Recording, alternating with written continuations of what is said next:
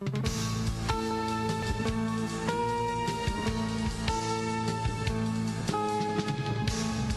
comentábamos al principio que precisamente este programa no podía esta semana dejar de hablar sobre la cuestión iraní. Tenemos otro informe para compartir con ustedes claves de la compleja realidad política de Irán y qué está pasando en este momento.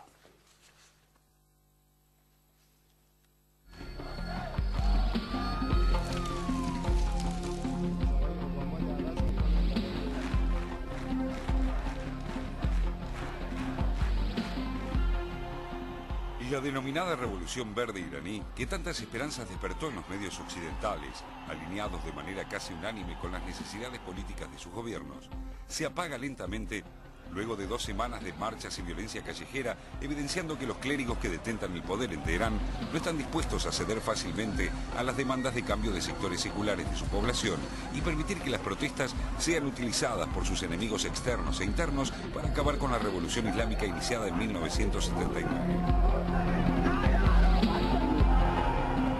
Estos medios, ansiosos por comprar paquetes de épica instantánea y romanticismo icónico que pueden ser fácilmente vendidos a amplios públicos globales junto con la retórica democrática y libertaria con la que Estados Unidos suele vestir sus intenciones hegemónicas, simplificaron los acontecimientos postelectorales de Irán y su compleja interna político-religiosa, aceptando el credo del cambio de régimen que Washington sigue aplicando indistintamente a todos los casos molestos en Oriente Medio, sin considerar sus particularidades históricas y pese al desastre que esa política ha producido en Irak y en Afganistán.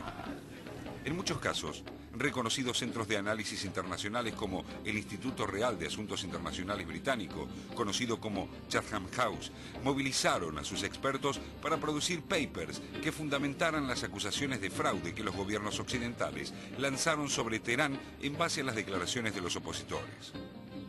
En este caso puntual, un documento de Chatham House, reproducido acríticamente por numerosos medios y basado únicamente en el análisis de los números de las elecciones presidenciales iraníes de 2005 y 2009, sostuvo que era inexplicable el origen de al menos 10 millones de votos obtenidos por Ahmadinejad en la reciente elección. Sin embargo, no dejaba en claro que su análisis comparaba 2 elecciones muy distintas. La de 2005 con 7 candidatos y segunda vuelta, y la de 2009 con apenas 4, de los cuales 2 eran figuras cuyo peso quedó diluido por una fuerte polarización entre Mahmoud Ahmadinejad y Mir Hossein Mousavi. El Consejo de Guardianes, cuerpo a cargo de asuntos electorales, reconoció la existencia de irregularidades en torno a unos 3 millones de votos emitidos en 50 pueblos. Pero esos votos observados se deberían, según varios analistas, al sistema electoral iraní, que permite a los ciudadanos votar en cualquier sitio del país y no sería la primera vez que se producen. Sin duda, hay una fuerte interna en el sistema de poder iraní que tiene como principales polos al líder supremo, Ali Khamenei, y al expresidente Ali Akbar Hashemi Rafsanjani, quien preside la Asamblea de Expertos, la máxima instancia de poder de Irán, integrada por eruditos islámicos.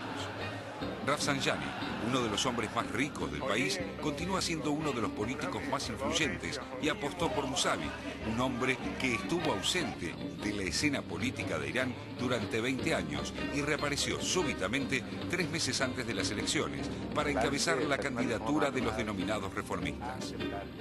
Sin embargo, y pese a las promocionadas detenciones de familiares de Rafsanjani, este no fue execrado públicamente y no parece estar dispuesto a lanzarse a una pelea a fondo con el establishment religioso para revertir el resultado electoral.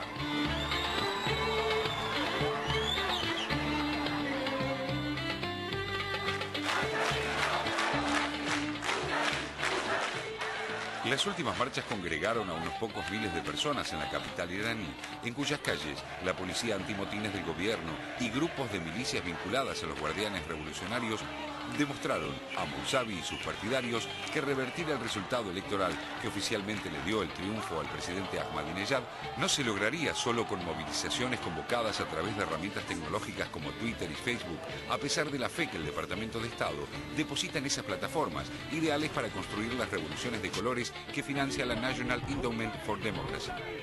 La mengua de la participación en las marchas podría deberse no solo al temor que infunden los grupos progubernamentales y la policía, sino a que los manifestantes tenían como objetivo principal cuestionar el resultado de los comicios, pero no exactamente derribar al régimen.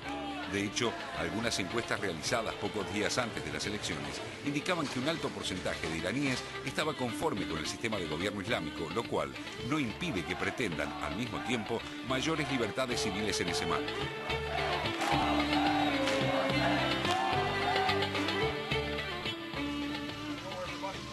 En el escenario internacional, el presidente estadounidense Barack Obama debió ceder ante el embate de los republicanos que siempre estuvieron ansiosos por atacar a Irán y lo criticaron por su blandura y su reticencia en condenar al gobierno de Teherán.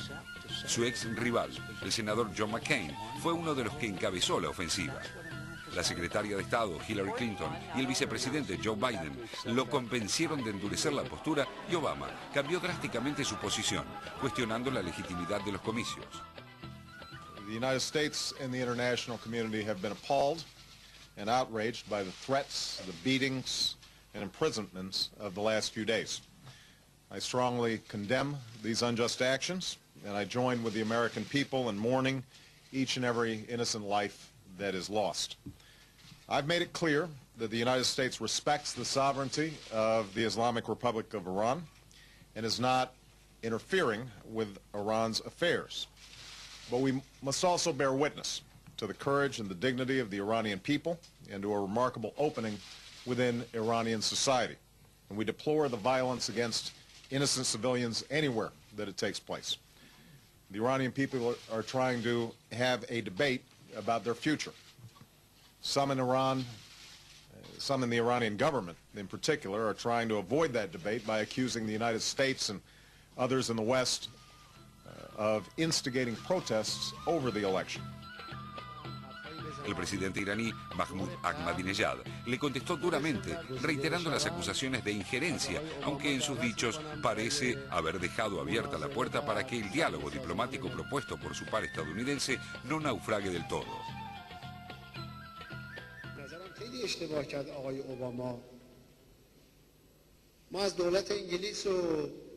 یکی دو تا از این دولت‌های اروپایی که سابقه‌شون معلومه و عملکردهاشون معلومه و آبرویی هم در دنیا ندارن انتظاری نداریم.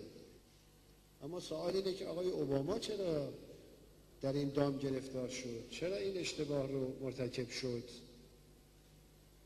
چرا حرفایی زد که قبل از او آقای بوش زده بود و نتیجهشو دریافت کرده بود؟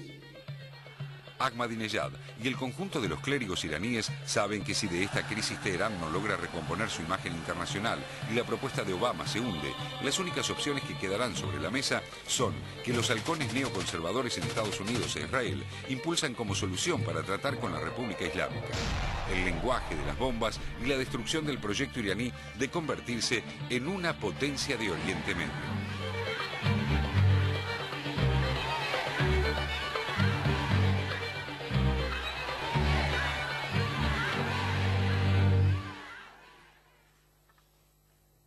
Me parece que lo que sorprende es la magnitud de la movilización de la gente en Irán. Porque cuando uno ve lo que pasaba en las elecciones anteriores, que también hubo acusaciones de fraude. De hecho, esta persona, Rafsanjani, expresidente de Irán, que compitió con Ahmadinejad y perdió, también había dicho que había habido fraude.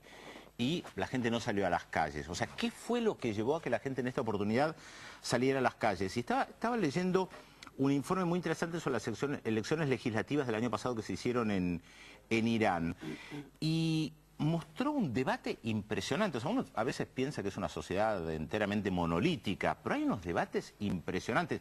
Yo siempre recordaba cuando estuve en Irán la primera vez que alguien me decía, hay una particularidad de este régimen. Vos publicás un periódico independiente, te lo cierra, pero a las 2 semanas salís con otro periódico que le cambiás el nombre y volvés a aparecer, y con periódicos críticos.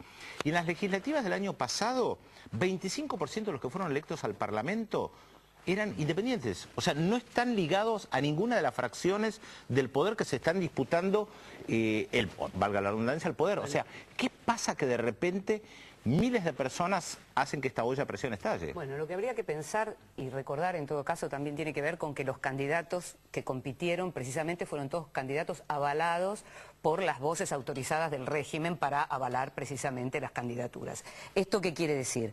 Que el régimen en sí no está en cuestión por esta gente. En todo caso, Por ahora. lo que está ocurriendo, pero en todo caso lo que sí está ocurriendo es que están disputándose qué facción representa mejor, digamos, los principios de la Revolución Islámica.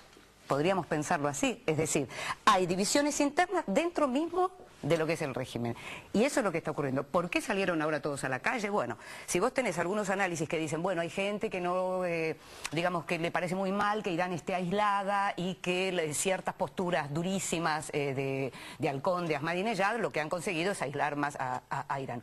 Que es lo que decían los candidatos opositores a Ahmadinejad. Sí, pero es difícil pensar que lo que se esté manejando acá adentro o lo que estén desentrañando en este momento tenga que ver con la posición de Irán en el mundo. Hay que pensar también qué pasa para adentro, es decir, la insatisfacción en términos económicos de la que hablábamos la semana pasada seguramente también tiene que ver en esto. Es decir, no me parece que haya una sola razón para que esto haya ocurrido. Sí y lo mismo me parece en relación a la cantidad de razones que hay y que confluyeron en la figura de Musavi, y lo que no quiere decir que todo el mundo vea en Musavi la gran encarnación del futuro liderazgo, es decir... No, justamente claro, están señalando la falta de liderazgo. Exactamente.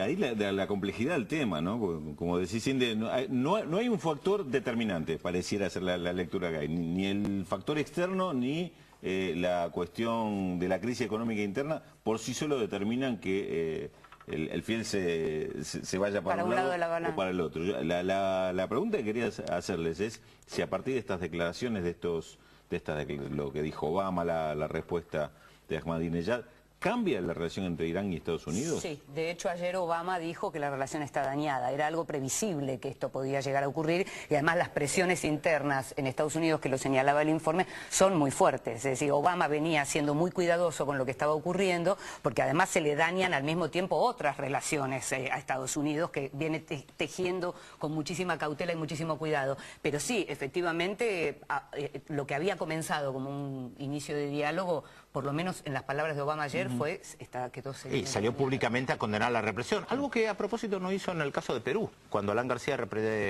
llevó adelante la represión a las protestas indígenas, ¿no? Sí.